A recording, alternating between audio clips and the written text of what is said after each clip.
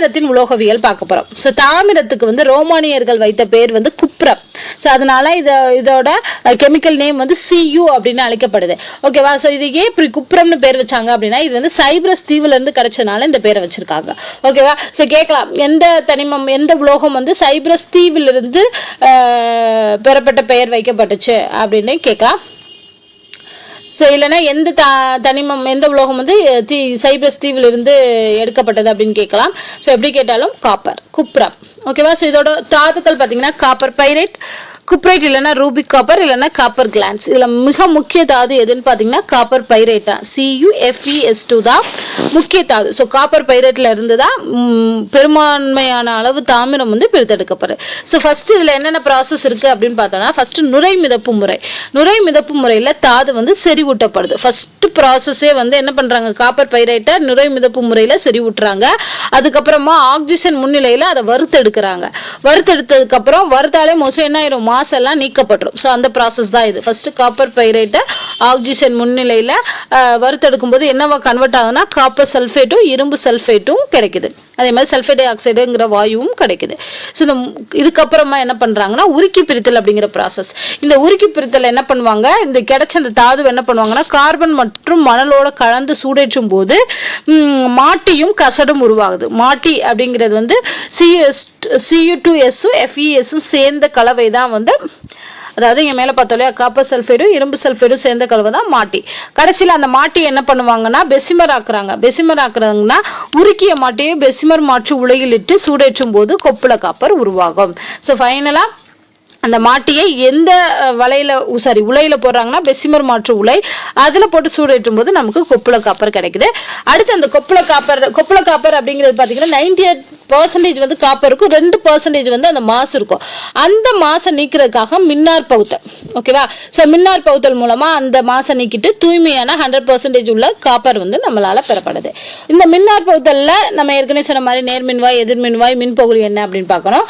எதிர்மின்வாய்ங்கிறது மெல்லிய காப்பர் தகடு, நேர்மின்வாய்ங்கிறது மாசு கலந்த காப்பர். ஸோ இதை வச்சுட்டு மின்பகுலியா வந்து கந்தக அமிலம் கலந்த காப்பர் சல்ஃபேட்டை அந்த மின்பகுலி கரைசலா வச்சிருப்பாங்க. ஸோ இதை வந்து மின்னழுத்தம் பாய்ச்சி மின்னார் பகுதலுக்கு உட்படும் போது இந்த காப்பர் எதுக்கு வரும், எதிர்மின்வாயில வந்து படியும். அதுல இருந்து காப்பர், தூய்மையான காப்பரை எடுத்துக்கிடுவாங்க. ஸோ இந்த காப்பரோட இயற்பியல் பண்புகள் பாத்தீங்கன்னா செம்பழுப்பு நிலம், பளபளப்பானது, அதிக அடர்த்தி உடையது. இதோட உருகுநிலை பாத்தீங்கன்னா 1356 டிகிரி செல்சியஸ். அலுமினியத்துக்கு வெறும் 660 டிகிரி செல்சியஸ்லேயே உருகிடும். பட் இது வந்து உருகுநிலை அதிகம். அடுத்து வேதி பண்புகள். ஸோ காப்பருக்குன்னு சில வேதி பண்புகள் இருக்கு. என்னன்னு பாத்தீங்கன்னா இது கார்பன் டை ஆக்சைடு மற்றும் ஈரப்பதத்தோட வினைபுரிஞ்சு காப்பர் கார்பனேட்டை கொடுக்குது. இது பச்சை நிறமுடைய காப்பர் கார்பனேட் நமக்கு கிடைக்குது. எதோட வினைபுரியும் போதுன்னா கார்பன் டை ஆக்சைடு மற்றும் ஈரப்பதத்தோட வினைபுரியும் போது. அதே மாதிரி இந்த காப்பர் பாத்தீங்கன்னா வெவ்வேறு வெப்பநிலையில ஆக்சிஜனோட வினைபுரிந்து வெவ்வேறு ஆக்சைடை தருது அப்படின்னு சொல்றாங்க. அதுன்னு பாத்தீங்கன்னா 1370 கெல்வினுக்கு கம்மியான வெப்பநிலையா இருந்துச்சுன்னா இந்த காப்பர் வந்து ஆக்சிஜனோட வினைபுரிஞ்சு குப்ரிக் ஆக்சைடை தருது. அது வந்து கருப்பு நிறம். மேல பார்த்த காப்பர் கார்பனேட் வந்து பச்சை நிறம், குப்ரிக் ஆக்சைடு வந்து கருப்பு நிறம். அது வந்து எந்த வெப்பநிலைனா 1370 விட கம்மியான வெப்பநிலை. அதே 1370 கெல்வினை விட அதிக வெப்பநிலையில வந்து குப்ரஸ் ஆக்சைடு, சிவப்பு நிறமுடைய குப்ரஸ் ஆக்சைடை தருகிறது. ஸோ அப்ப குப்ரஸ்னா சிவப்பு, குப்ரிக்னா கருப்பு, காப்பர் கார்பனேட் வந்து பச்சை நிறம். அதை நல்லா ஞாபகம் வச்சுக்கோங்க. அடுத்து நீர்த்த ஹைட்ரோகுளோரிக் அமிலம் மற்றும் சல்ஃபியூரிக் அமிலத்தோட வினை புரியாது.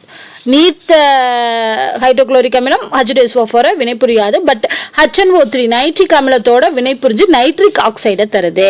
மேல பார்த்த அலுமினியம் வந்து நைட்ரிக் ஆக்சைடோட வினை புரியாதுன்னு பார்த்தோம். பட் இங்க அப்படி உல்டாவா வந்திருக்கு. இங்க வந்து HCl மற்றும் H2SO4 வினை புரியாது, HNO3 வினை புரிஞ்சு நைட்ரிக் ஆக்சைடு வாயுவை நமக்கு தருது. அடுத்து குளோரினோட இது வினை புரியுது. காப்பர் வந்து குளோரினோட வினை புரிஞ்சு காப்பர் 2 குளோரைடை வந்து தருது. அடுத்து காரத்தோட பாதிப்பு கிடையாது, காரத்துடன் வினைபுரிவது கிடையாது. ஸோ இதுதான் இதோட வேதியியல் பண்புகள். அண்ட் இதோட பயன்கள். ஸோ காப்பர் எதுக்கெல்லாம் பயன்படுதுன்னா மின்கம்பி, கலோரிமீட்டர், பாத்திரம், நாணயம்லாம் தயாரிக்க பயன்படுது. மின்முலாம் பூச, மெயினா பாத்தீங்கன்னா மின்முலாம் பூச பயன்படுது. அதே மாதிரி இந்த காப்பர் என்ன பண்ணுவாங்கன்னா தங்கத்தோட வெள்ளியோட சேர்ந்து ஆபரணங்கள், நாணயங்கள்லாம் தயாரிக்க பயன்படுத்துறாங்க. ஸோ இதுதான் வந்து காப்பரோட பயன்கள். அடுத்து ரொம்ப முக்கியமானது இரும்போட உலோகவியல். ஸோ இரும்போட உலோகவியல்ல பாத்தீங்கன்னா இரும்போட தாதுக்கள்ல மிக முக்கிய தாது எதுன்னு பாத்தீங்கன்னா ஹேமடைட். ஸோ ஹேமடைட்ல இருந்து தான் இரும்பு வந்து பிரித்தெடுக்கப்படுது. ஸோ கேட்கலாம் இரும்பு வந்து எந்த தாதுல இருந்து பிரித்தெடுக்கப்படுது அப்படின்னு கேட்டாங்கன்னா ஹேமடைட் தான் ஃபர்ஸ்ட் ஆப்ஷனா இருக்கணும். Fe2O3. அதே இது மேக்னடைட் வந்து Fe3O4. இரும்பு பைரைட் வந்து FeS2. இப்ப இத பிரித்தெடுக்க முறைகள்ல என்னென்ன இருக்குன்னு பார்ப்போம். ஃபர்ஸ்ட் புவியீர்ப்பு முறை. சோ புவியீர்ப்பு முறையில என்ன பண்ணுவாங்கன்னா ஓடுற தண்ணியில இந்த தாதுவை கழுவுவாங்க. கழுவும் போது என்ன ஆகும் அப்படின்னா கனமான தாது எல்லாமே கீழே படிஞ்சிரும். அந்த மேல இருக்க தூசி இதெல்லாம் மாசு எல்லாமே தண்ணியில கரைஞ்சிட்டு போயிடும். ஸோ அப்ப ஃபர்ஸ்ட் வந்து அந்த மாசு எல்லாம் நீக்கிடுவாங்க.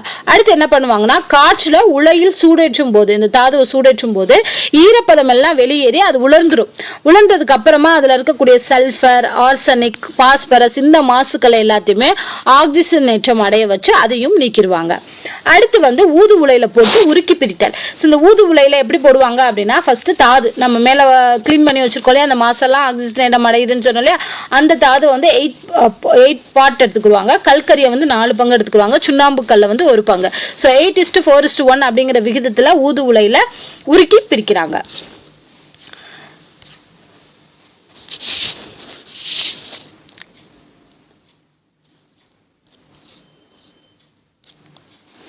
ஸோ அடுத்த ப்ராசஸ் என்ன அப்படின்னு பார்த்தோம் அப்படின்னா 1500 டிகிரி செல்சியஸ்ல வெப்ப காற்று அந்த உருக்கி பிரித்தல 1500 டிகிரி செல்சியஸ் வெப்ப காற்றோட தாது கலவையை சேரும் போது ஆக்சிஜன் எல்லாமே எரிஞ்சு கார்பன் டை ஆக்சைடா சேஞ்ச் ஆயிடுது.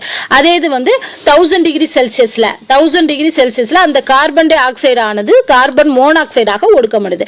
ஃபர்ஸ்ட் என்ன ஆகுது, அந்த ஆக்சிஜன்லாம் எரிஞ்சு கார்பன் டை ஆக்சைடா மாறுது. அடுத்து அந்த கார்பன் டை ஆக்சைடு வந்து கார்பன் மோனாக்சைடாக ஒடுக்கமடையுது. அதுக்கப்புறம் என்ன பண்ணுது, சுண்ணாம்புக்கள் சிதைந்து நம்ம அதுல போட்டிருக்கோம் இல்லையா தாது, கல்கரி, சுண்ணாம்புக்கள், அந்த சுண்ணாம்புக்கள் எல்லாம் சிதைஞ்சு கால்சியம் ஆக்சைடையும் கார்பன் டை ஆக்சைடையும் தருது. அந்த கால்சியம் ஆக்சைடு என்ன பண்றாங்க, திருப்பி மண்ணோட சேர்த்து கால்சியம் சிலிக்கேட்டா வந்து கசடா வந்து மாத்துறாங்க. ஓகேவா. சோ ஃபைனலா பாத்தீங்கன்னா 400 டிகிரி செல்சியஸ்ல ஃபெர்ரிக் ஆக்சைடும் கார்பன் மோனாக்சைடு மூலமும் இரும்பாக ஒடுக்கமடைகிறது. ஓகேவா.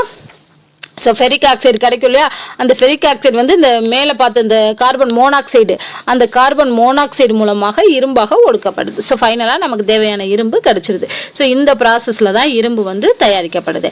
அடுத்து இதோட வேதியியல் பண்புகள் அப்படின்னு பார்த்தோம்னா, ஸோ இரும்பு வந்து காற்றோட சூடேற்றும் போது இரும்பு ஆக்சைடை உருவாக்குகிறது, Fe3O4. ஸோ காற்றோட சேர்ந்து சூடுபடுத்தணும் அப்படின்னா இரும்பு ஆக்சைடாக மாறுது. அடுத்து இரும்பானது ஈரப்பதத்துடன் வினைபுரிந்து பழுப்பு நிற நீரேறிய ஃபெரிக் ஆக்சைடை உருவாக்குறது. இந்த தான் துரு அப்படின்னு சொல்றோம். சோ இந்த क्वेश्चन தான் கேட்டிருந்தாங்க, துரு வந்து எப்படி உருவாகுது அப்படின்னு. சோ இது ஈரப்பதம், வளிமண்டலத்தில் உள்ள ஈரப்பதத்தோட வினைபுரிஞ்சு பழுப்பு நிற நீரேறிய ஃபெர்ரிக் ஆக்சைடாக உருவாகுது. அந்த ஃபெர்ரிக் ஆக்சைடுங்கிற சேர்மம் தான் துரு. இதைத்தான் நம்ம துருப்பிடித்தல் அப்படின்னு சொல்றோம். ஓகேவா. அடுத்து வந்து இரும்பின் மீது நீராவியை செலுத்தும் போது, நீராவியை இரும்பு மேல செலுத்தணும் அப்படின்னா அது வந்து மேக்னெட்டிக் ஆக்சைடை உருவாக்குகிறது. அதே இது குளோரினோட சேரும் போது, இரும்பு குளோரினோட சேருச்சு அப்படின்னா ஃபெரிக் குளோரைடு அப்படிங்கிற சேர்மத்தை உருவாக்குது. இங்க பாத்தீங்கன்னா நீர்த்த HCl மற்றும் ஹைட்ரோகுளோரிக் ஆசிட், சல்பியூரிக் அமிலம் HCl மற்றும் H2SO4 ஹைட்ரஜன் வாயுவை தருது. அதே இது நீர்த்த HNO3 ஃபெரஸ் நைட்ரேட்டையும் அமோனியம் நைட்ரேட்டையும் தருது.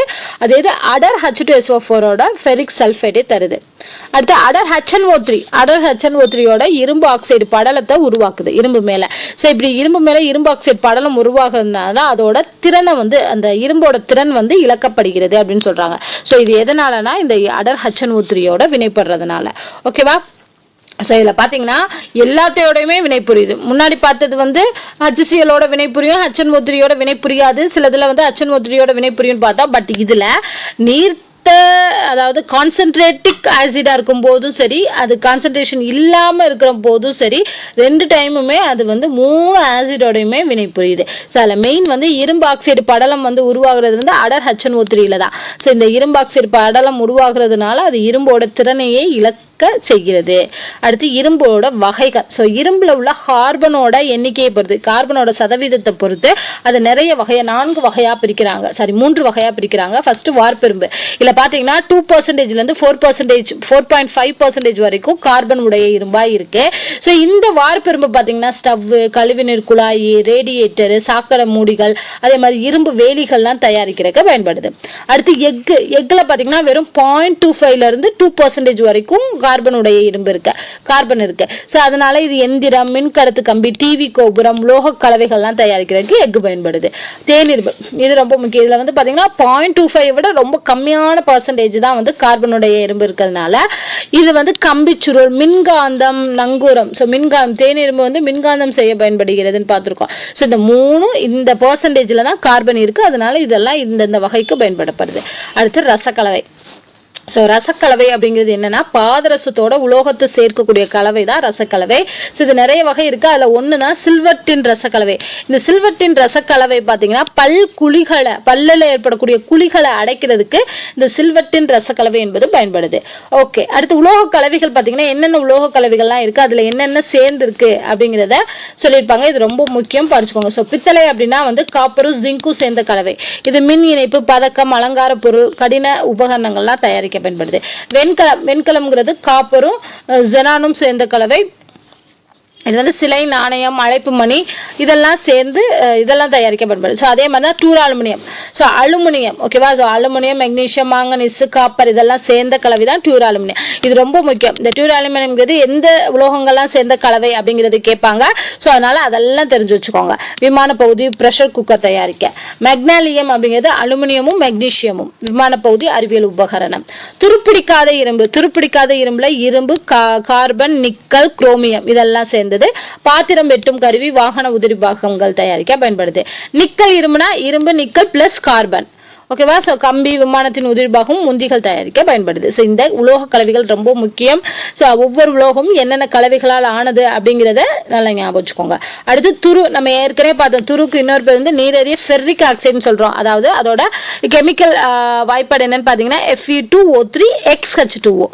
Fe2O3XH2O. சோ இது வேதியியல் முறையில தான் அழைக்கப்படும். இந்த மாதிரி Fe2 அதாவது ஃபெரிக் ஆக்சைடு அப்படின்னு சொல்லி வேதியியல் முறையில அழைக்கப்படும்.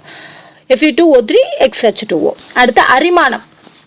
அரிமானம்னா என்னன்னா இதுல வந்து அதாவது ஏற்கனவே துருப்பிடித்தல் அப்படின்னு சொல்லுவோம். துருப்பிடிச்சு அந்த பொருளோட தன்மையை இழக்கிறது, அரிச்சு இழந்து விட்டுரும். அதுல ரெண்டு வகை இருக்கு. ஒண்ணு உலர் அரிமானம், இன்னொன்னு வந்து ஈரநிலை அரிமானம்னு. உலர் அரிமானம் அல்லது வேதிமுறைனா என்னன்னா இங்க வந்து ஈரப்பதம் இருக்காது, பட் அரிமானம் நடக்கும். சோ இதுல பாத்தீங்கன்னா சில திரவங்கள் மூலமா அரிமானம் நடக்கும், இல்ல வாயுக்கள் மூலமா நடக்கும். இதுல அரிக்கக்கூடிய திரவம் அல்லது வாயுவா இருக்கிறது வந்து oxygen, nitrogen, sulphur di oxide, H2S இதெல்லாமே. அதே மாதிரி ஈரநிலை அரிமானம்ங்கிறது ஈரப்பதத்தால் நடைபெறுவது. அப்போ உலோகமானது நீரோடையோ இல்ல உப்பு கரைசலோடையோ இல்ல அமிலக்கார மின்வேதி வினையிலையோ ஈடுபட்டு அங்க அரிமானத்தை உண்டாக்கும். சோ அதுதான் வந்து ஈரநிலை அரிமானம். இப்படி வரக்கூடிய அரிமானத்தை நம்ம எப்படி தடுக்கலாம் அப்படின்னு பாத்தீங்கன்னா, ஒண்ணு உலோகத்தை கலவையாக்கல் மூலமா மாத்தினதுக்கு அப்புறம் அரிமானத்தை தடுக்கலாம். இன்னொன்னு வந்து அதுக்கு மேல பாதுகாப்பு கலவையை பூசணும் அப்படின்னா அந்த அரிமானம் தடுக்கப்படும். சோ அப்படி பாதுகாப்பு கலவையை பூசக்கூடிய முறை தான் வந்து மின்முலாம் பூசுதல்னு சொல்றோம். அதுல 4 வகையான முலாம் பூசுதல் அப்படிங்கிறது இருக்கு. ஒண்ணு வந்து நாகமுலாம் பூசுதல். நாகமுலாம் பூசுதல் அப்படிங்கிறது இரும்பு மீது துத்தநாகத்தை பூசுறது, ஓகேவா? இரும்பு மீது துத்தநாக மின்முலாம் பூசுதல் தான் நாகமுலாம். அதே இது மின்முலாம் என்பது ஒரு உலோகத்தை மற்றொரு உலோகத்தின் மேல் மின்சாரத்தின் மூலமாக படிய வைக்கிறது, பூசுறது. ஒரு உலோகத்தை மற்றொரு உலோகத்தின் மேல பூசுறதுதான் வந்து மின்முலாம் பூசுதல். ஆனோடாக்கல் அப்படிங்கிறது என்னன்னா ஒரு உலோகத்தோட புறப்பரப்பை மின் வேதிவினை மூலமா அரிமான எதிர்ப்புள்ளதாய் மாற்றும் நிகழ்வு, ஓகேவா? சோ ஒரு உலோகத்துக்கு மேல ஒரு பரப்பை வந்து மின் வேதிவினை மூலமா நம்ம ஒரு பரப்பை உருவாக்கி அதுல இருந்து அரிமானத்தை தடுக்கிறதா வந்து ஆனோடாக்கல். கேத்தோடாக்கல் அப்படிங்கிறது என்னன்னா இங்க வந்து ஆனோடா அரிமானம் அடையக்கூடிய உலோகம் இருக்கும், கேத்தோடா அதை பாதுகாக்க வேண்டிய உலோகம் இருக்கும். சோ இந்த மாதிரி தனித்தனியா ஆனோடு கேத்தோடு வச்சு அதை மின் வேதிவினைக்கு உட்படுத்தி அந்த மேற்பூச்சு பூசி அங்க அரிமானத்தை தடுப்பாங்க. சோ இதுதான் இந்த 4 வகைகள். இந்த 4 வகைகள்ல தான் அரிமானம் தடுக்கப்படுது. அடுத்து ஃபைனலா பாத்தீங்கன்னா பாம்பன் பாலம் சொல்லியிருப்பாங்க. 1914 இந்தியாவில் திறக்கப்பட்ட முதல் கடல் பாலம் தான் வந்து பாம்பன் பாலம். சோ அதுக்கப்புறமா பாத்தீங்கன்னா 2010 பந்த்ராவாலி அப்படிங்கிற கடல் பாலம் வந்து திறக்கப்பட்டுச்சு அப்படின்னு சொல்லியிருப்பாங்க. சோ இவ்வளோ வருஷமா இருக்க பாம்பன் பாலம் ஃபுல்லாவே இரும்பால செய்யப்பட்டதான். சோ அங்க வந்து பாத்தீங்கன்னா அரிமானம் ஏற்படுறதை எப்படி தடுக்கிறாங்கன்னா உலோக அரிமானத்தை தடுக்கும் சிறப்பு வண்ணப்பூச்சுக்கள். சோ வண்ணப்பூச்சுக்கள் மூலமா வந்து இந்த பாம்பன் பாலத்துல இருக்க ஏற்படக்கூடிய அரிமானத்தை வந்து தடுக்கிறாங்க அப்படிங்கறத சொல்லியிருப்பாங்க. சோ இதோட வந்து பாத்தீங்கன்னா இந்த உலோகவியல் அப்படிங்கிற பாடம் வந்து முடிஞ்சு. கொஞ்சம்